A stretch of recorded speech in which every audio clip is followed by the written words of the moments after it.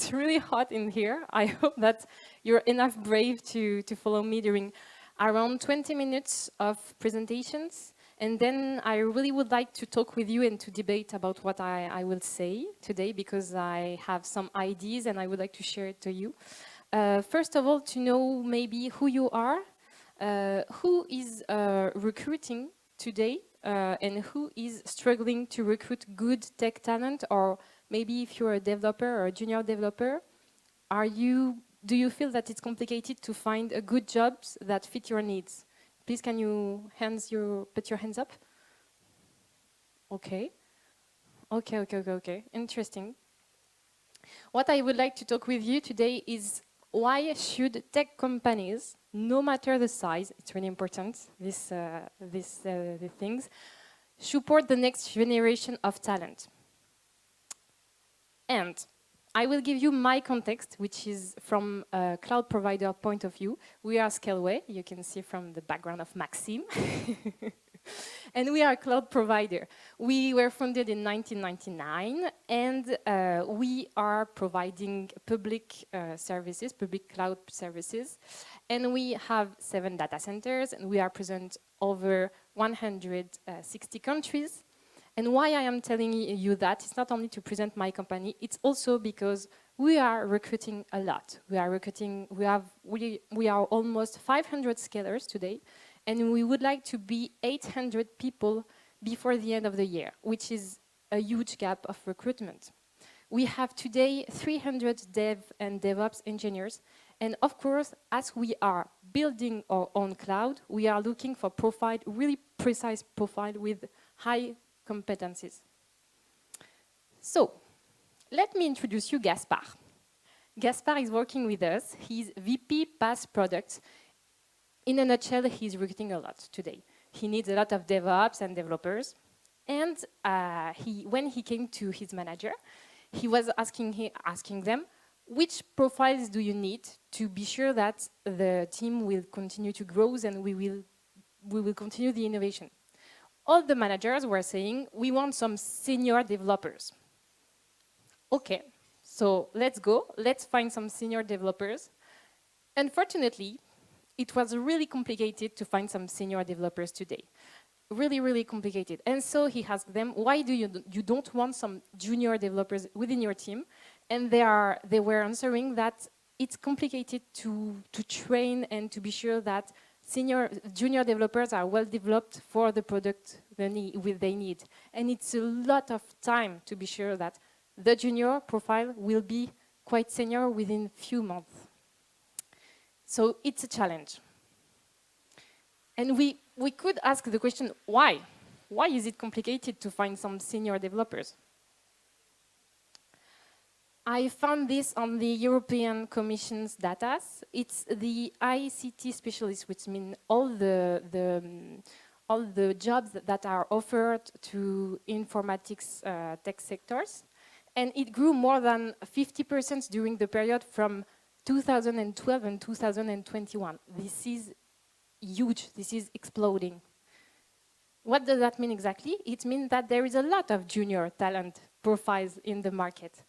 And so, we are on the tech recruitment market where senior tech talent, there is a shortage. There is no senior tech talent because they are already onboarded on other companies and they don't want to move. And the junior tech talents are less and less qualified for the jobs we are asking. For example, if we ask a junior to build a multi-architecture cloud, it will be complicated for them. And let's take our imagination deeper and faster. Even when you will recruit the profile you want, it's not over, because the onboarding can take at least 1 year, 1 year and a half to be sure that people are really onboarded on your technologies, on your way to work, on your processes. Then big companies could attract also your talented with new salaries, new attractivities, benefits, profits, everything that you might not have in your company. And so how can smaller companies can stand out versus this complete competition? And once you've recruited them, what are your strategy? Do you have onboarding, really a plan of onboarding to be sure that they will stay with you, etc. And so Gaspar said, yeah, it's hard to recruit. So what happened?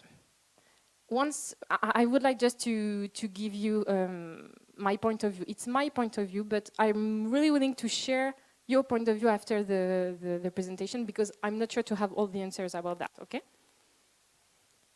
So, from my point of view, the chapter 1 of this fairy tale tech, it's tech and innovation. They are exploding, really, innovation and tech are exploding. European companies currently need to hire 1 million people this year. This is huge.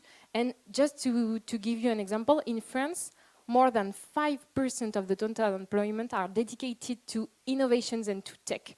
And it's, of course, it's going faster and higher. Of course, what I've seen is that few countries or governments or schools have accompanied this transition. Chapter 2 of this fairy tale, further education. What I mean by further education is not only the schools, but also universities, for example, code programming programs that you can do online, a lot of things like that. All that is matter of education, not only schools. They are providing less and less capable of training the next generation of tech talents. The difference between the classes and the courses of the students and the real needs of the market is beginning to be huge and huge. And teachers also are not up to date. We found that during, for example, the crisis of the COVID-19, when we accompanied some teachers, a lot of teachers were likely to the burnout because they have to recreate the class every year, but also to create some online classes that were not applied to do. So it was so complicated. Chapter 3, the students. So the students are aware that the technical gap is not, there is a technical gap. So they want to fill it. How they do that? They do that by self-training. I don't know if some people here have already do some Google certifications, Google Azure certifications, something like that. Yeah, okay. And usually you want to train yourself, so what you want to do is to have a proof that you train yourself. So certifications seems to be the good idea. But the certifications are not certifications to be sure that you learned a lot about multi-cloud, about the cloud, about cloud computing. It's only a product certification, that certificate that you can use the product of one brand. And also, what I've seen when I'm doing classes, and I'm asking the students what they want to do later in the future, they all want to be, I want to be a video game designer, I want to work in cybersecurity, etc. Okay, but they don't have all the range of the possibilities that are open to them. In various companies, in various environments, in various aims, it could be in associations, etc., and they don't have any idea of that. What is our response to that? Again, it's our responses, but I'm not really sure that it's only one response, there are several. So we tried to do a Scaleway Academia program, which I'm managing since 2 years. And so we wanted to provide training, support, and resources to help educators, so not only teachers, but everyone who is trying to do some classes. And so we tried to create also some customized relationships with the teachers and with the educators. We are doing classes designed and led by our experts. What does that mean? It means that our DevOps that are currently building our product are leading some classes, some customized classes for the schools and for the students. We are giving some credits and some concrete use case. For example, it's not only to, hey, you can use 1,000 euros credits and we don't care. No. We want them to create some really concrete use case and to follow the budget, because they will do that in their real life. And of course, on all the ecosystem, network, data center, IoT, Kubernetes, etc. We would like to also we try to use a lot of vendor-neutral technologies, such as Terraform, Ansible, etc. It's really important also for the student to learn the open source, to have a little mindset about that, because open source is really important. And data protection. I don't know if some of you are teachers, but data protection is really important for Europe. And when I'm doing classes and I'm asking some students if they are concerned about GDPR, about what is the data protection, they say, I don't care. I don't have anything to hide. And it's really important, in fact, because the data that when you will build some cloud architecture, it will be the data of someone else. So it's really important to at least be aware of that. And so, about the results, it's not only to create classes, it's also to create experiences. I've done once a year an event which is to invite 300 students directly in Paris in one of our data centers and to do some visits that you can check here. It's important because it's not only to code and to know how to code, it's also to have conscience that the data centers are really physical infrastructure, and of course it will lead to take decisions of where is your data center. It will concern also the data of your customers, it will concern the security, it will have a lot of impact then to your architecture.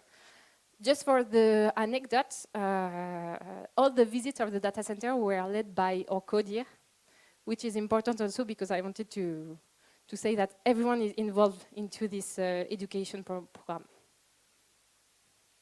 So yeah, I put some pictures because I wasn't sure that the video will work, but it's okay.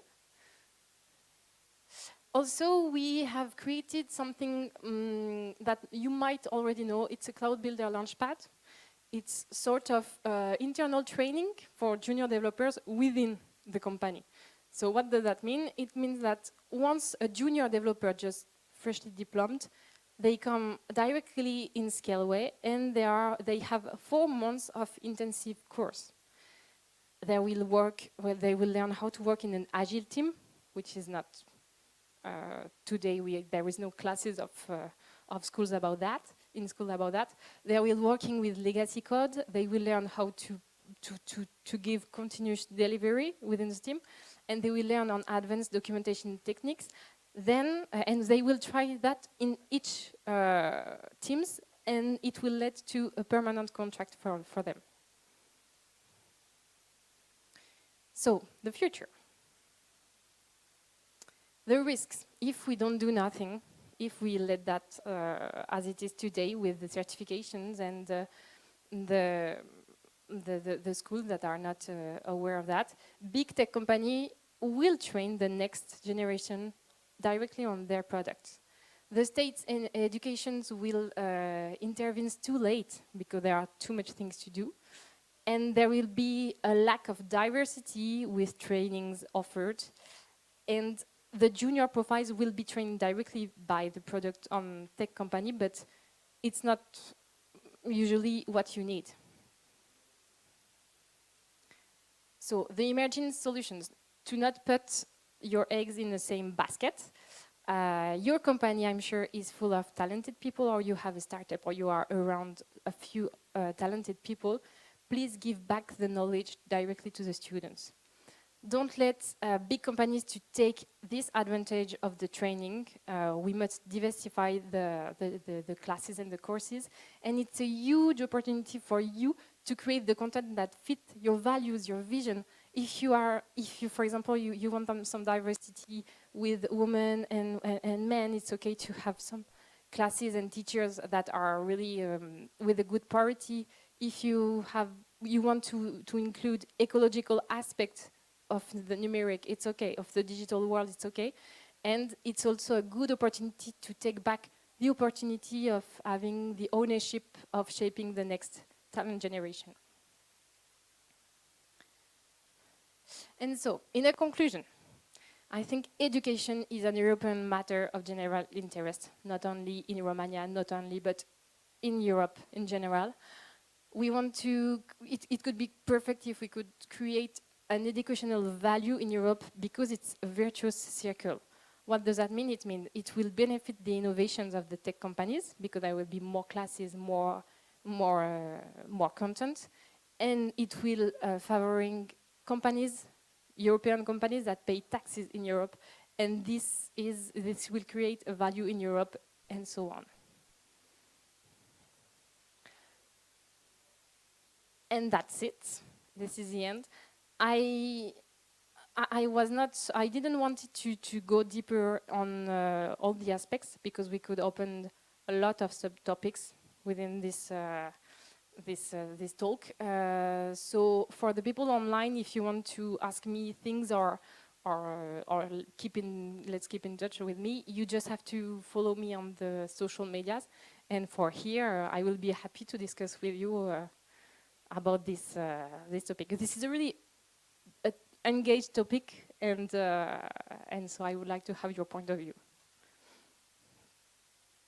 Does someone want to to begin? The first one is yeah. Tell me. Oh, thanks. Well, I hope it sounds pretty fine. I'll try to stand up as well. Hi, my name is Dan.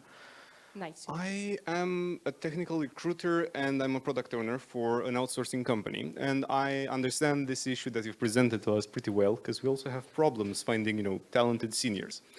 And I wanted to address a question because I've run into a situation which I think isn't really talked about. It's that some seniors, especially those who are maybe in some niched positions, maybe working with stuff like Domino or any technology like that out of nowhere, at least in the Romanian ecosystem, they don't really want to share. And we are a knowledge sharing focused company. We don't hire anyone if we have a hunch that they're not going to share what they know. And recently we've run aground. We have not been able to reach any seniors in Eastern Europe, which were actually willing to share their knowledge. So I think I would like to ask you, do you think that perhaps well, first of all, how would you handle the situation? You're entirely out of the blue. I know it is, the question. And secondly, I would like to ask you, do you think that maybe it's better to do this training formally or rather informally through, get-togethers or coding challenges or whatever? Thank you. No, thank you. I'm not sure to understand your question. Do you ask me if we should recruit people in a sneaky way? Yeah, no, I'm... Almost. Maybe. No, I'm just trying to say that we've run into a situation where traditional recruitment has run aground, and we don't know what to do anymore, and everybody's pulling ideas. I'm curious, what the subject expert kind of opinion on the subject. In Scaleway, to be honest, we gave up. It was really too complicated to find some senior talents, and it was too much effort to find maybe one profile that could be recruited, and then he will be attracted by other offers, etc., etc. So we rather prefer to count on juniors profiles and to train them, and then to be sure that as we gave them the opportunity and a chance, we cross fingers, we think they will stay with us thanks to that. Mm-hmm. To be honest, I'm not sure it's a good strategy. I think it depends on companies, but for us, it works well. And with these program, 4 months programs of training, really intensive training, they learn a lot more than the schools. Mm-hmm. And so also for the senior developers, that are already on board with us, it's less management and less training for them to have them. So it's the only solutions we found today. Mm-hmm. But I don't know if you have new ideas also, or...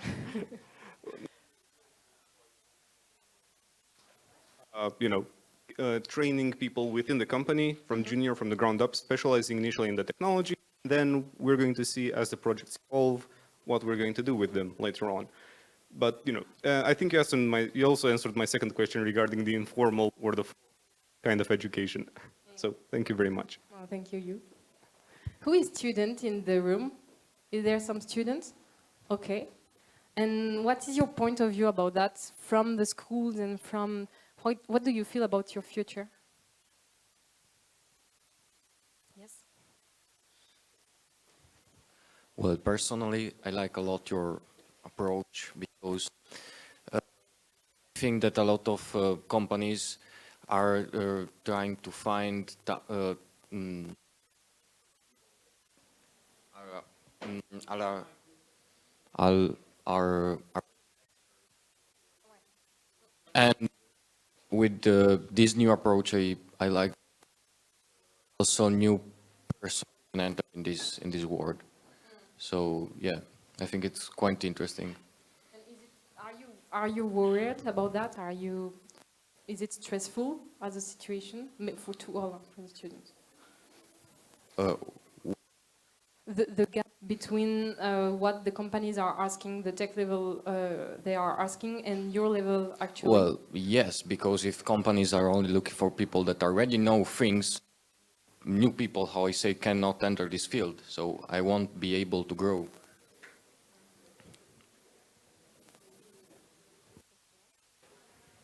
Okay, so another issue that I've encountered is that a lot of companies take on very long tests. Let's say tests like 4 hours, 5 hours, uh, and I get it that most of the people are looking for very talented people, but it's a hard. Uh, I got hired based on an interview, an hour-long interview, both HR and technical, and I because not everyone can focus 5 times. So that's the kind of interview I'd like to take.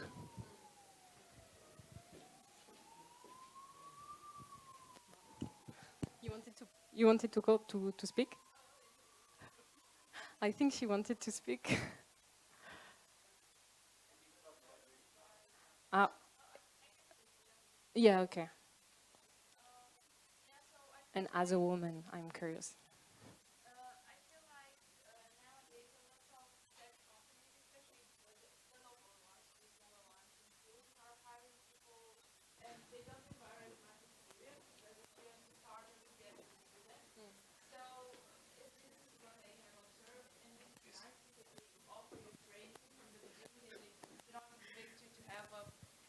Two-year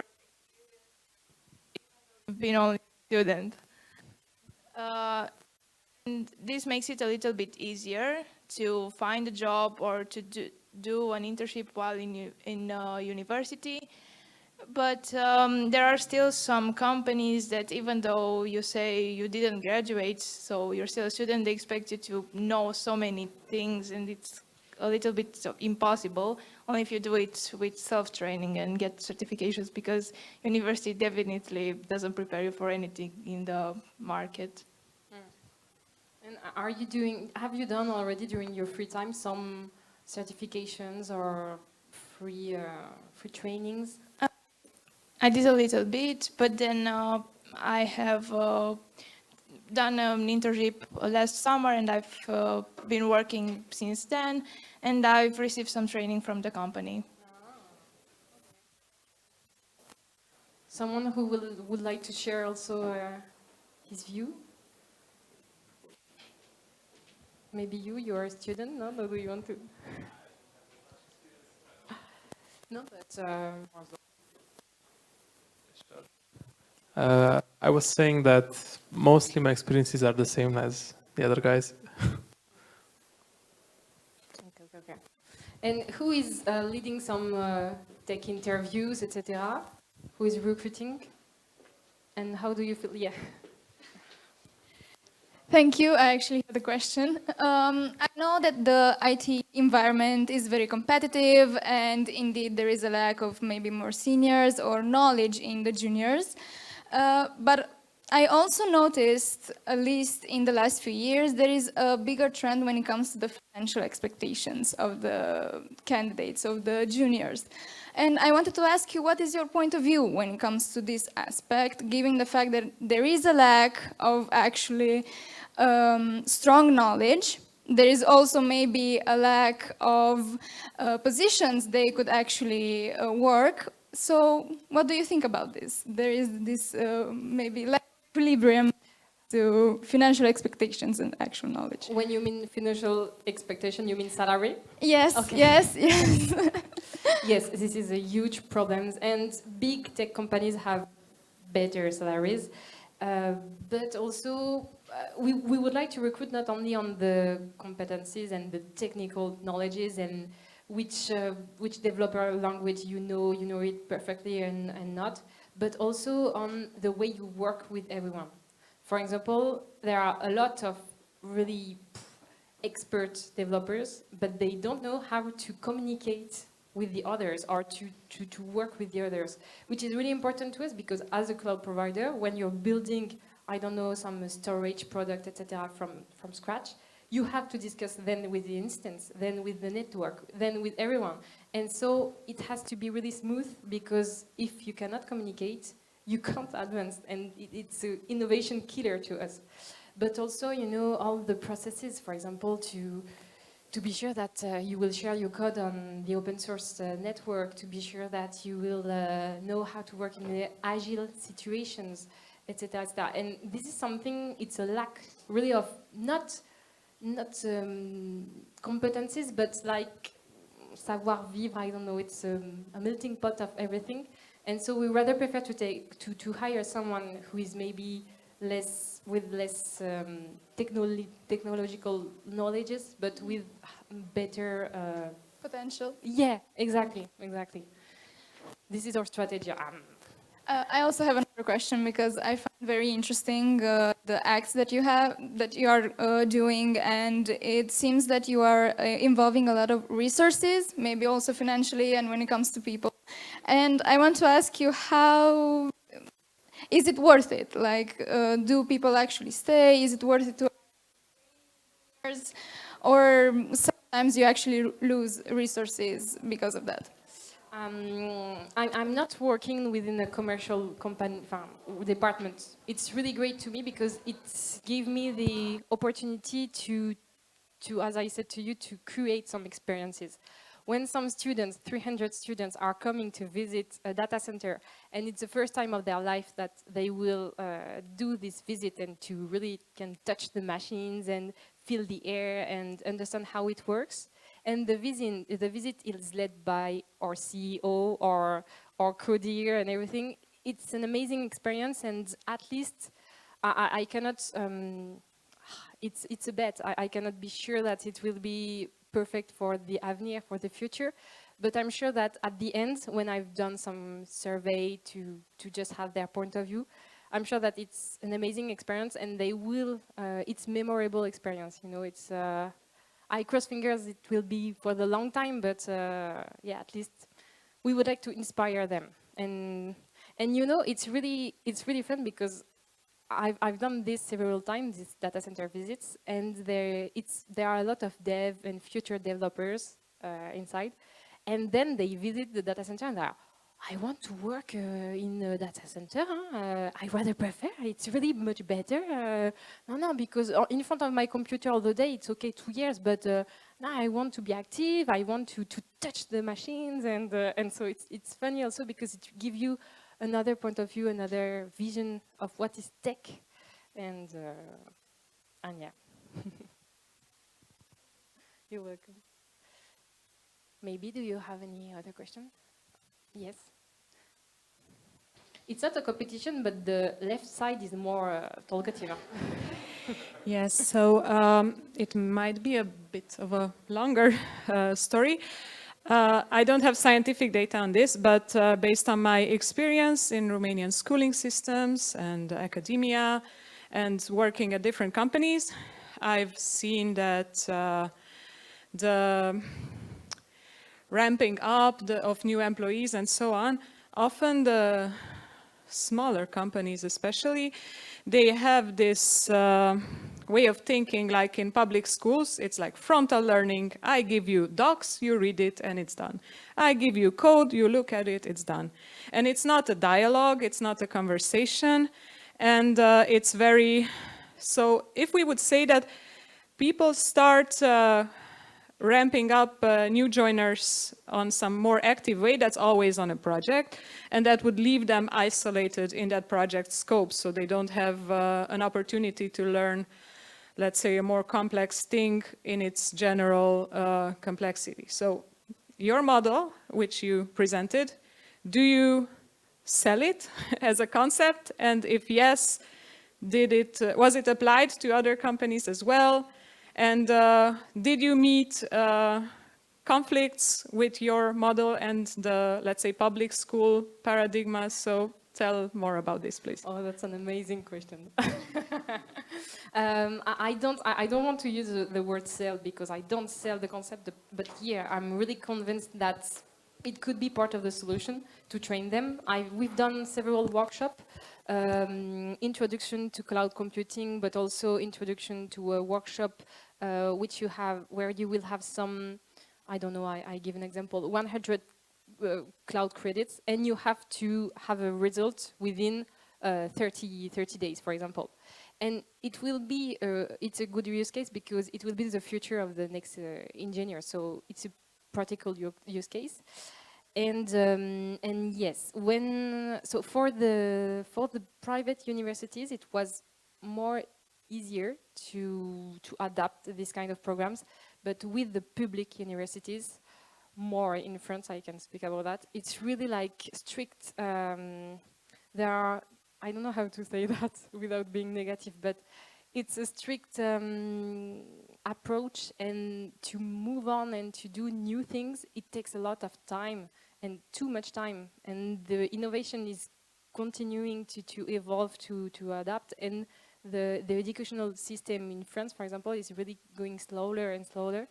And so I don't have the issues. We try to reach the government directly and to say, hey, there is an emergency. We need to recruit, and we need to stay on the up of the innovation, because the other continents are really going really fast. If we take the example of China, of India, of US, they are really going fast.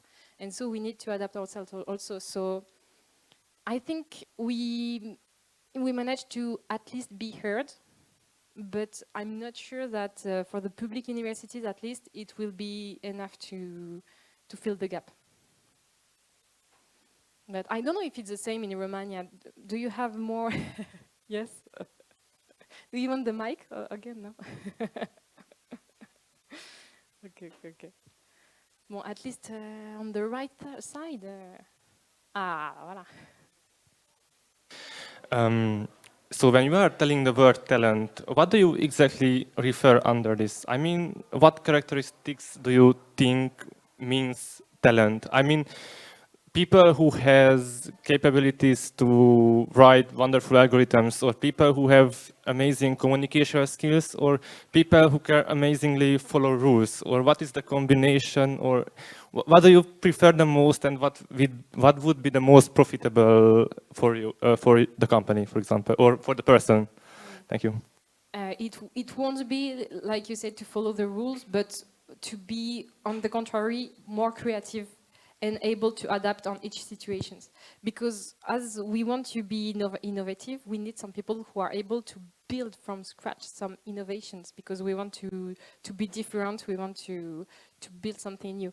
And so more creative, the more creative they are, the best it is for us, but also able to communicate a lot. And if the technological aspect is filled, it's a win-win to us, it's perfection. But when I say technologic, it's not really to be the best on everything, but to be able to at least do the job.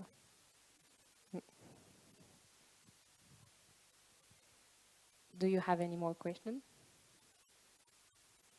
No? Was it okay? You're not too old, too boiled? To sweat. Thank you very much for your attention. I will be on the booth in Scaleway all the afternoon, so if you have more questions or you want to talk deeper about that, I'm available. Thank you very much.